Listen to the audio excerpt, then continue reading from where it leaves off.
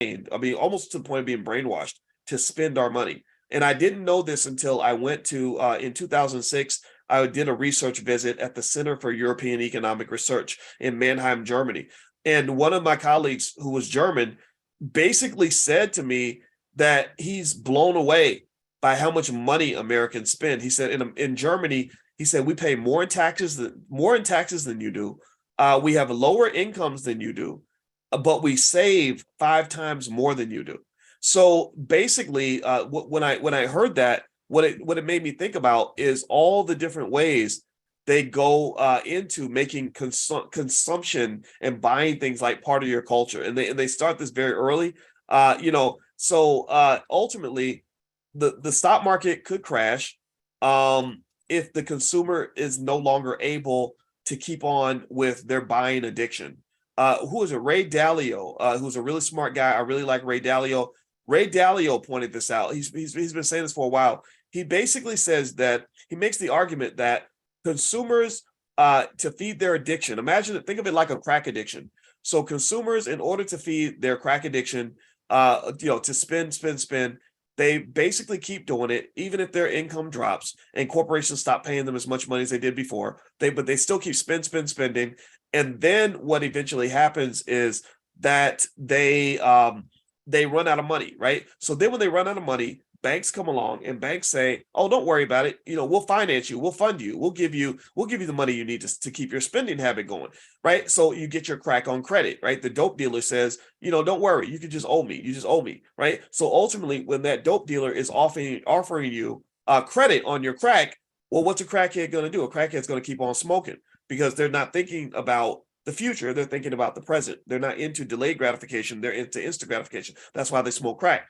So effectively, to some extent, the consumer keeps going into debt, deeper and deeper in debt, and they keep buying. And what happens is that the economy keeps moving. And corporations are making record profits, and the stock market is just doing these amazing things.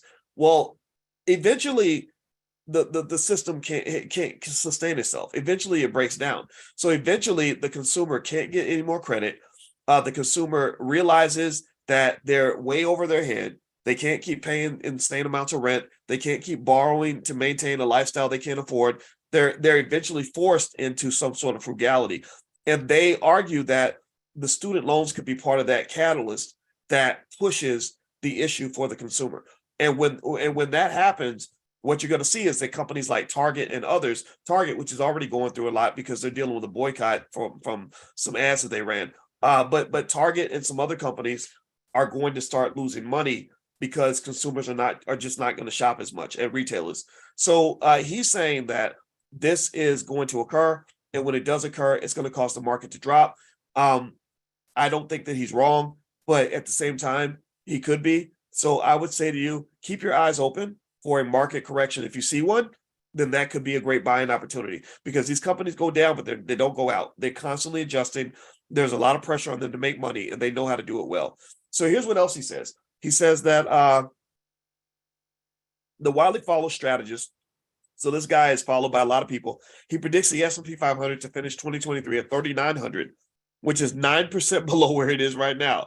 I think that's a little too bearish. I don't agree with that.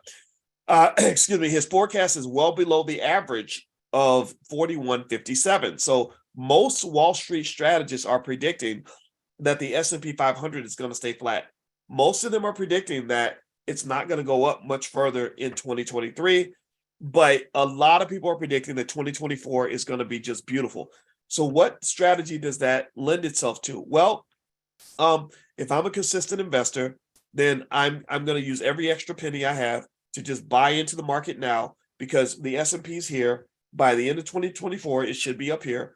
And that's how you can be positioned to take advantage of this natural growth and wealth. Let me see here if there's anything else here. They say Wilson has been one of the biggest bears on Wall Street over the past year, and he's been warning recently about high valuations that are hard to justify based on the outlook for earnings. The S&P 500 has gained more than 2% this month alone, pushing its 2023 gains to nearly 12%. The tech-heavy NASDAQ composite just notched its sixth straight weekly gain, a streak not seen since 2020, and it's up 27% so far. So the NASDAQ has been carrying the weight of this market rally. The NASDAQ stocks, particularly the biggest companies, the NVIDIAs. I don't know how many of you owned NVIDIA. My God, I hope that you did, because I did specifically on multiple occasions talk to you guys about NVIDIA. And let me tell you what got me to look into NVIDIA, believe it or not, was our teenage son. Like, he actually mentioned NVIDIA, and I was sitting there and I want to teach the kids about the stock market. So years ago, he said, Boyce, buy NVIDIA. You got to buy NVIDIA. They're making all the gaming chips. So I looked into it. I said, okay, all right, let's buy some NVIDIA. So I just bought it. And that's how, we kind of buy stock. So I didn't think about it until like recently. NVIDIA stock has gone insane. Now, the thing about NVIDIA is there are a lot of people that believe that it went a little bit too high. And there are some companies like C3.ai that ticket, which is we talk about that in the Prime program, where we sell options on C3.ai. Some people believe that some of these companies are benefiting a little bit too much from the AI craze. So if you're buying into these stocks, be really careful, because the same hand that feeds you could be the hand that bites you. And I'm looking at C3.ai, which is one of my favorite stocks. I've made a lot of money on this one. I've been talking to you guys about it for probably about a year now. C3.ai is up 6% today. This month it's up 96%. Holy crap, that's insane. I did up 214% on the year. That's wow, that's really powerful. I didn't know it was up that much. I just knew. I was happy to own it. Let me show you guys. Let me show it on the screen so you guys can see it. This wow, what an investment. So yeah, this stock is up 213% this year. Year to date, 239%. Over the last year, 96%. Over a 5-year period, though, it's down, right? So there was a time it was trading high. So this is kind of a crippled stock to some extent. But remember, it goes back to the point I was making to you guys earlier, that a good company is not always a good investment. A bad company is not always a bad investment. Sometimes a bad company can be the best investment that you make. There are people out here where all they do is buy distressed companies. All they do is buy fixer-uppers. It's almost like house flipping. There are people who buy busted up houses because they think that there's more value to be unlocked from ownership of that property. They don't want the shiny new pretty house, because that's going to trade at a premium. Right? The shiny pretty house is going to, be very expensive. So they say, no, give me that busted up $25,000 house in Detroit. I'm going to go in there, fix it up, apply some skill, put some elbow grease in, and increase the value from $25,000 to $100,000, and I'm going to make $65,000 on the flip. Right? So investing, this goes to the other point that I talked to you guys about when it comes to investing. Investing is about a style. It's like a culture. It's like the kind of clothes you wear, right? There's no one right way to do it. The best thing I can say to you is that when it comes to investing, learn as much as you can so you can find the style that works for you, right? So if you're picking the style of clothing you want to wear, nobody can tell you how you should dress. Some people want to dress conservatively. Some people want to dress. Some people want to dress with their booty out. Some people want to dress, in a corporate fashion with a tie and a vest. Some people may want to wear a tank top, right? So really, it's not about sort of, being told how to dress. It's like sort of figuring out what your style is, number one, but then also figuring out what style is appropriate for the situation that you're going into, right? So maybe you don't wear the same dress to church that you might have worn to the club the night before. You know the difference between the church and the club. So just like investing, there's some investment portfolios that I have that have different objectives. So I have my long-term portfolio that I'm going to use when I get old and I can't work anymore. I have the medium-term portfolio that I use that I don't usually touch very much, but I use it when I want to make big moves in terms of investing in companies or whatever. Then I have my shorter-term portfolio that I might use to generate income. And that's what we do in the Prime program, by the way. So in the Prime program, if you're interested, just go to drboyceprime.com. drboyceprime.com is about one thing. The goal is to generate income. The goal is not so much to build equity and everything else. That's part of it. That's a secondary objective.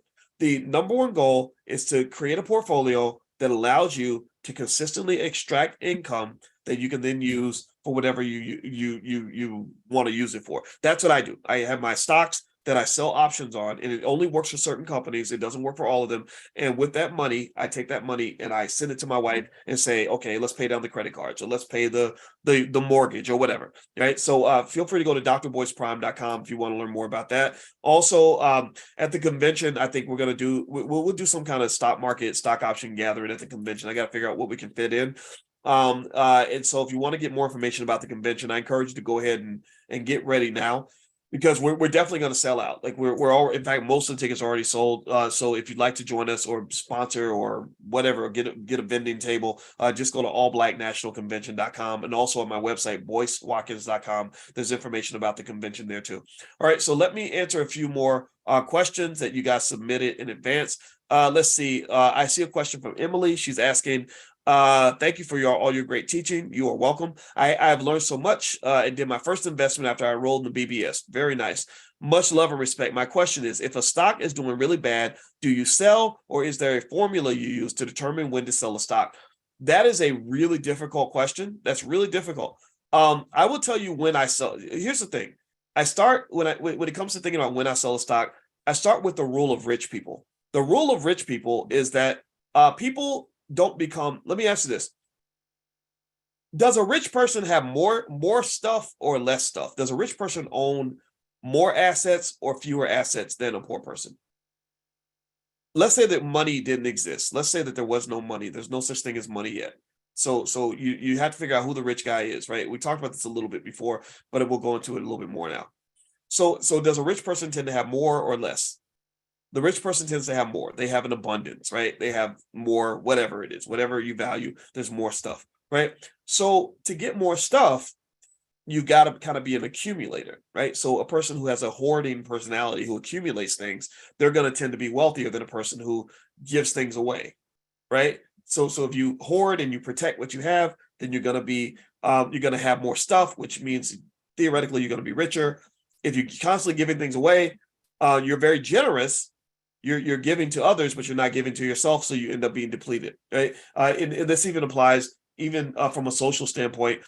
They say that some of the most depressed people in America are like pastors and counselors, because they're giving so much to other people that they deplete themselves, right? They're constantly like there for everybody else, but they get drained, right? So that's the first principle you start with when you talk about investing. So one point that I start with when I'm thinking about a wealthy mindset is I want to accumulate as much stuff as possible and try not to give a lot of it away. And if I give it away, there has to be a good reason for me to give it away.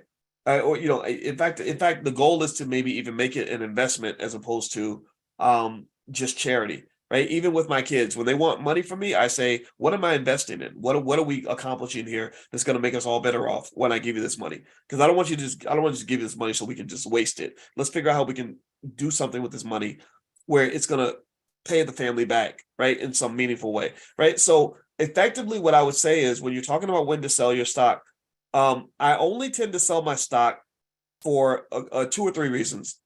I sell if I find a better investment, if I think that there's some other place for my money that will give me a better return on investment. Like if I see a real estate deal and I want to sell some stock to buy some real estate, I might do it then.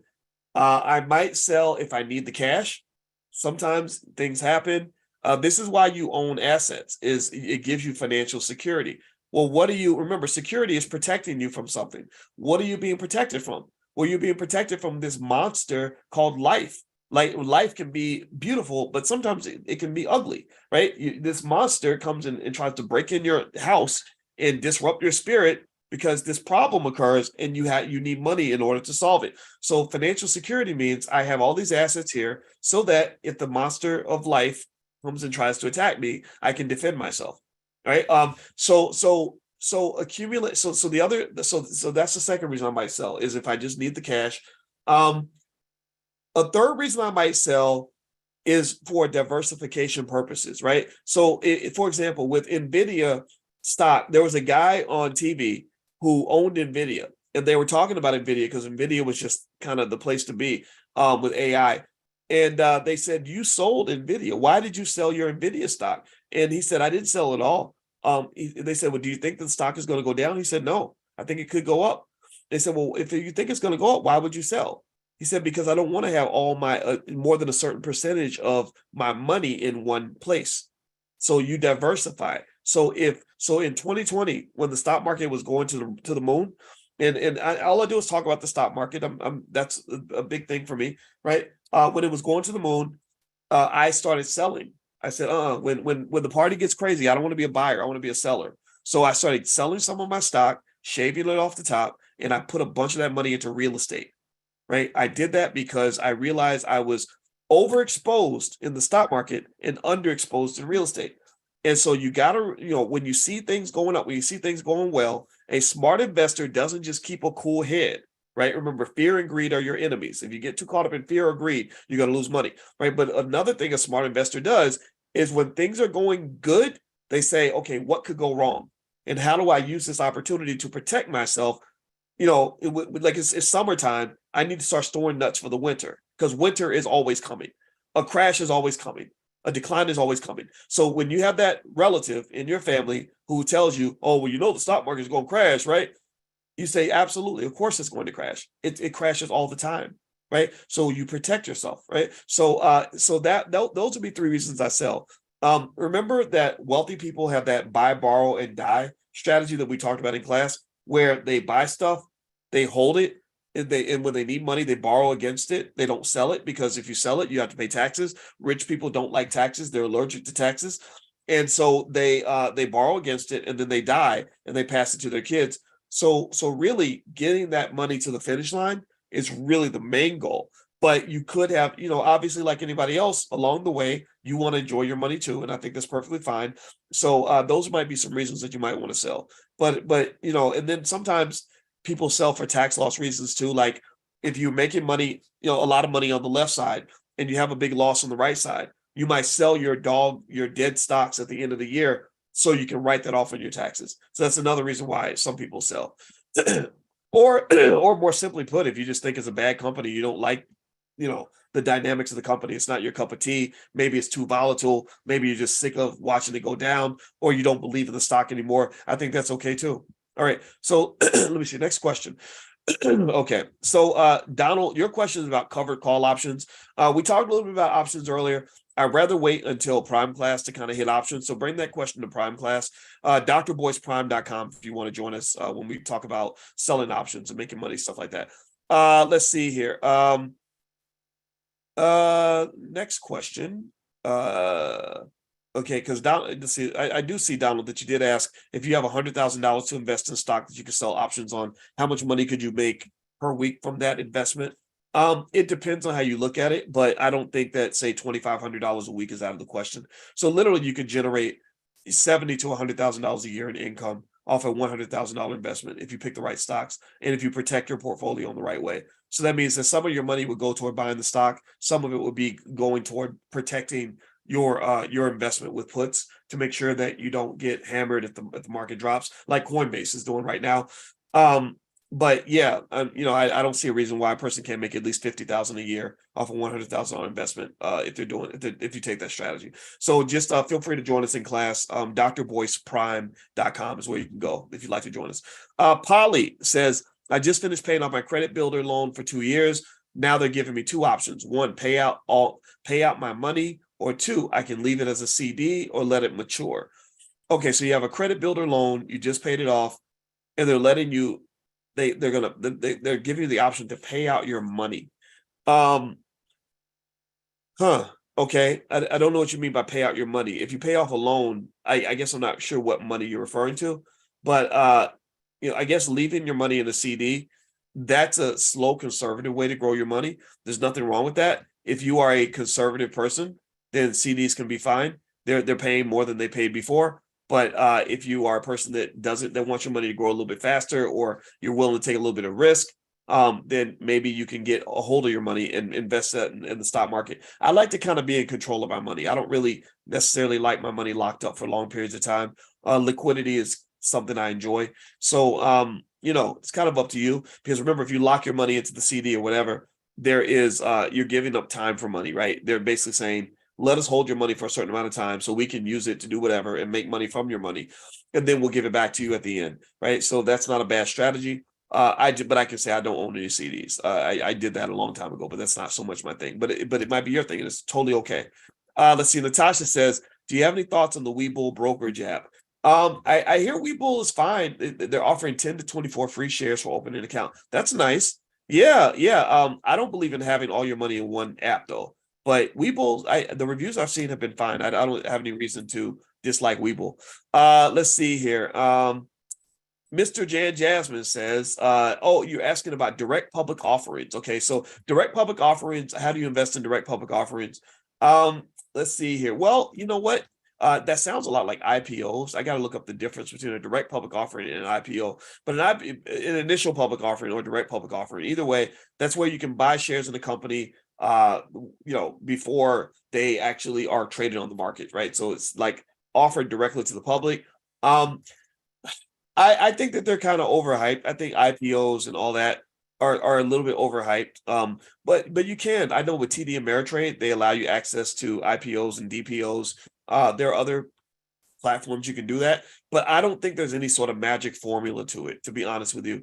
There is a part of the game that's a little bit rigged, where some of the brokerage firms might give special privileges to their wealthy clients that help them make easy money. But you're not going to get that advantage, honestly, by going through a website. So I wouldn't get overly caught up in whether something's an IPO or not. But investing can be fun, right? Don't be afraid to have fun with investing, right? So I'll give you an example. If I have a choice between investing in a company that I think is going to be a good investment versus investing in a company that's exciting to me, I like the exciting investment. It's part of my ROI isn't just the money.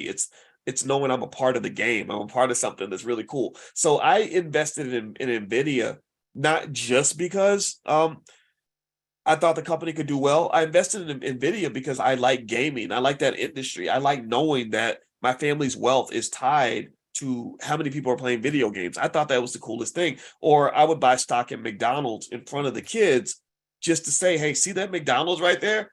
Our family owns a piece of that McDonald's. Do that with your kids. Tell them, like, say things like that to them, because that kind of, they'll internalize that.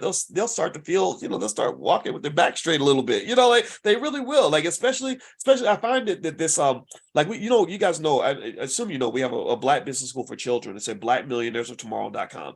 And so anyway, at Black Millionaires of Tomorrow, one thing I found is that the investing thing works really well when you have like boys that are like struggling in school or get in trouble, or boys that were like I was. Like I had a lot of energy. They told my mother I had ADHD and all this other stuff, and they tried to get, put me on medication. And my mother's like, hell no, you're not gonna do that. You're not putting nothing in my child like that. And because they just wanted me to sit down and shut up and be quiet. And I personally like the high energy side of who I am. Like I'm still the same ADHD kid. I'm just 51 years old instead of 11. But anyway, I'm gonna tell you what, when I got an opportunity to make money, woo! My parents did not have to make me get out of bed at 6 a.m. to go on that paper route. They didn't. I would get up Saturday morning at 7:30 and get on a bus with some white lady who could have kidnapped us. She could send out anything. Oh, get on this bus with this white lady. And she would drop us off in these neighborhoods that we'd never been to and give us a little route. And we would sell candy door to door. And at first it was hard, but she taught us what to do. And really, she was probably exploiting us. Like I think the candy was like, she would buy the candy for like 75 cents. We'd sell it for $3, and she would give us like 50 cents a box or 25 cents a box. And so it was a whole, it was a whole racket, right, for her, right? She eventually got arrested, I think. But let me just tell you though, like I loved that job. Oh my God. Do you understand the high I felt as an 11-year-old coming home with $60 in my pocket? Oh, you couldn't tell me nothing. And at that point, my parents didn't have to make me do any of that. They didn't have to say, "Well, you better get up, you better do this." So some of your kids, if they're inspired by money and you put them in a position where they can make some money, like investing and all that stuff, they'll just take it on. Like it becomes, because it's like I think for your boys, girls do it too. So I'm not discounting the girls at all. I guess maybe I'm talking about the boys because a lot of us are concerned about what's going on with some of our boys, right? A lot of our boys want to be athletes and entertainers, and that never works out. 99.9% of the time, you ain't never gonna make no money playing basketball or rapping or playing football. We know these things. But for that little boy who is never gonna grow to be taller than 5'7", he's never going to be able to dunk a basketball or throw a football, but for him to know that he can get out here and make some money and like really have his back straight because he's driving a nice car, living in a nice house, got a nice portfolio. that really feeds into his competitive nature. That's something that will, for some of your boys, it will stimulate and excite them and give them an outlet for all that extra energy. Because that was the problem my parents had with me as a kid, was like this, finding some way to channel all this extra energy I had. So I played all the sports and I loved making money. And to this day, I'm kind of the same guy. I still work hard. I compete with myself every day. I making money is fun, right? Investing is fun. And so some of you have sons like that or daughters like that too. And I just encourage you, like, put them in those spaces. And so when we buy stock, I'll buy stock, like I'll wherever we go, like if we go to Starbucks, if I want to teach them about stock, I'll say, let's buy some stock in Starbucks right now. Right. And then I'll talk them through just the pride in knowing that we now own a percentage of Starbucks because of what we just did while we were in the drive-through.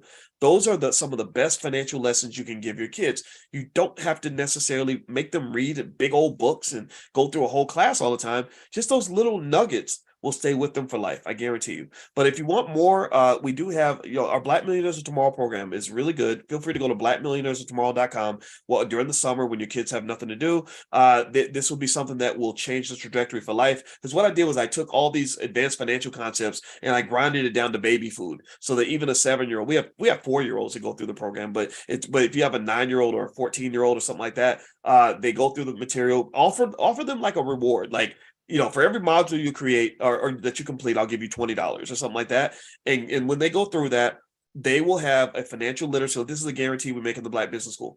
Their financial literacy level will exceed the average college educated adult. And as a finance professor myself, I guarantee this. And if you don't agree, then let us know. We'll give you your money back. That's how sure we are that this will make a massive difference in how your child views wealth. We cover real estate, entrepreneurship, stock market investing, and general investing. So those are the 4 areas. So feel free to go to blackmillionairesoftomorrow.com if you'd like to take a look at that.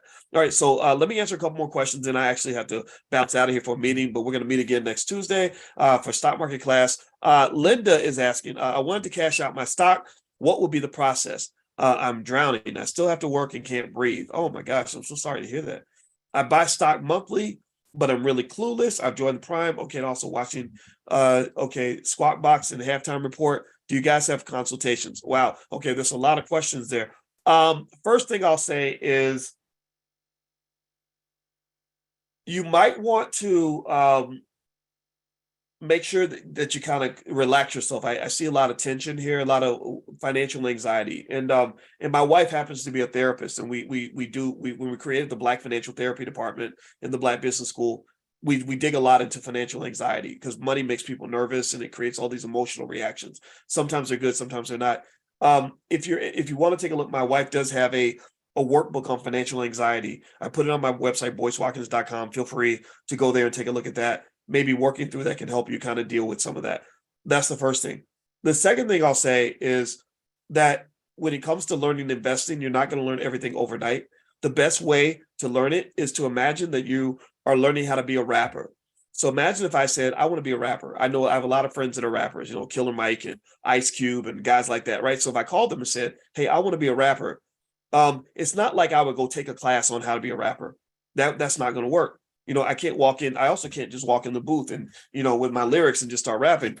Well, what would I do? Well, I would just hang out with a lot of rappers. I would watch documentaries about hip hop. I would just be around it, right? Learn the culture of hip hop, learn how rappers walk and talk and swag and how they change their voice in certain lyrics and just kind of become, let the culture become a part of me. So the same thing is true when it comes to becoming an investor. Just spend time in that space. Keep watching Squawk Box. Keep watching Halftime Report. Even if you don't understand it, that's okay. Just keep on taking in information. Keep having those conversations. If there's conferences or gatherings you can go to those gatherings. Form a family investment club. Talk about things you learned. And eventually it'll start to sink in. And then also the other last piece of advice I give you is don't overthink it. That's the biggest thing. Don't overthink it. I know people who become millionaires that know nothing about finance.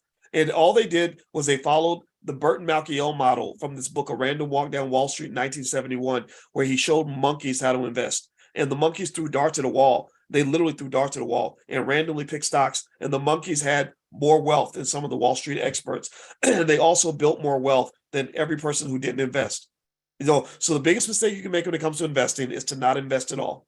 Do not let fear stop you from investing. That's like me saying, I can never drive a car because I don't know anything about how to put a car together. I don't know anything about how a car works. I don't know anything about how to engineer a car. You don't need to know all that. All you got to do is know how to sit your butt in the steering wheel and drive, and just don't crash into stuff. Like take a driving course. You can take a 2-day driving course and learn how to drive, right? So with investing, think of it the same way. And then as you go along, you have the option of learning more. The more you learn, the more you can fit your style to match what you're trying to do. But don't let that fear cause you to make the most fatal mistake you can make as an investor, which is wasting time. The reason some of you, if you grew up broke, this is my last point, then we're going to be done for today.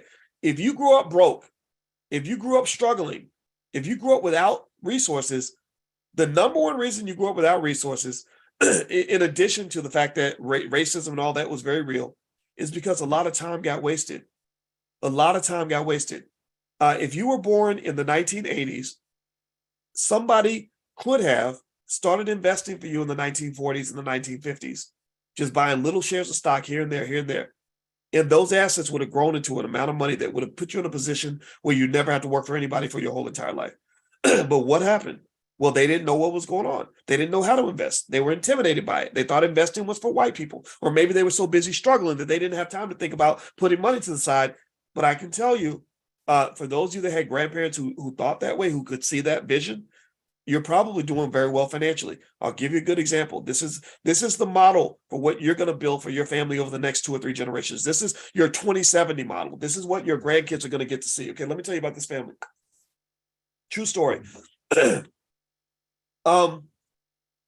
In fact, I'm gonna be honest with you and tell you that this is actually my wife's family. And when I said that I know people who don't know anything about finance who became millionaires or very wealthy, my wife is one of those people. She does not, she doesn't talk about it much, but she's not interested so much in the financial stuff I talk about. She's interested in the emotional, psychological aspect of it. But when I talk about stocks and bonds and mutual funds, it goes in one ear and out the other. It bores her. But she had a grandfather who in 1945 started buying these savings bonds for his family. And he also bought some property in the south side of Chicago. Maybe he spent, $8,000 or something on a building or something. It was big.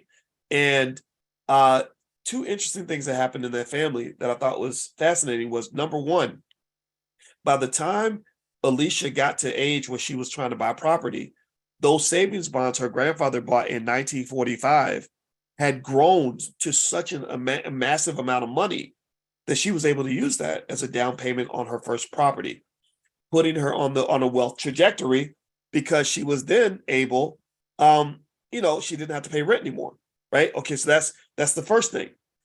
The second piece of that, so this started in 1945, and she finished it in 1998 or whatever. The second thing about that was they bought that building for maybe $8,000 or whatever. 3 generations of the family have all lived in that building pretty much rent-free. And they've been able to charge rent for other people that want to live in the building. So this building that was bought in the south side of Chicago in the 1940s, maybe 1950s, still to this day is a source of income for their family, where there are people in the family who literally have lived in that building for their whole entire life and are also living off the rent they charge other tenants who live in that building. So I want you to think that way when it comes to wealth and generational legacy and everything else. These stories are possible. We did, despite the fact that they tend to tell us only about our ancestors who had nothing, and they only tell us about our ancestors who took one approach to life. There were lots of people, lots of Black people, who were very forward thinking. They were thinking about you in the 1940s. The people in Black Wall Street, I believe they were thinking about you in 1923. So I want us to continue that legacy, because right now I'm thinking about Black people in the year 2123 and saying, how are we right now going to take this opportunity in this moment to establish patterns and possibilities that will put them in a position of absolute economic dominance by the time they come into this world and they start finishing the battles that we've been fighting our whole entire life. So we're all in the same gang. We're all in the same army. We're all in the same team. We got to help out our teammates. Most of your greatest teammates are not yet born. Most of the people that are going to benefit the most from the things we're talking about right now, I believe, are not even born yet. I don't even pay halfway. I don't pay no attention to the people that aren't listening to me, because I know that some of you are going to have kids and grandkids that are going to go back and watch this old video, and it's going to change their life. So that's what I'm building for. That's what I'm seeing. That's what I'm looking at. And I know that that's a possibility for all of us. We just got to stick to it and be consistent. Okay. All right. So I'm going to get on out of here. It was great to see you. I hope this conversation was beneficial to you. I hope that we learned a lot today. This was a lot of fun. We'll be back next Tuesday. So I look forward to seeing you then. Also, just a side note, if you go to boycewatkins.com, you can check out information on the All Black National Convention, October 20th in Atlanta, Georgia, at the Marriott Marquis Hotel. It's going to be amazing, like all the other conventions have been. Also, the book that I have out now is called The 10 Commandments of Black Economic Power, and that's on Amazon. Feel free to take a look at that. Lastly, I'm going to come to Brooklyn, I think in July or August. I got to get the exact date. But I decided in Brooklyn, we're going to do 2 days of stock options. It's going to be an SOS stock option summit. So if that's of interest to you, you can join us in Brooklyn. I'll keep you guys posted on how that develops. All right. So thank you all, everybody. And God bless you. I will see you all very, very soon.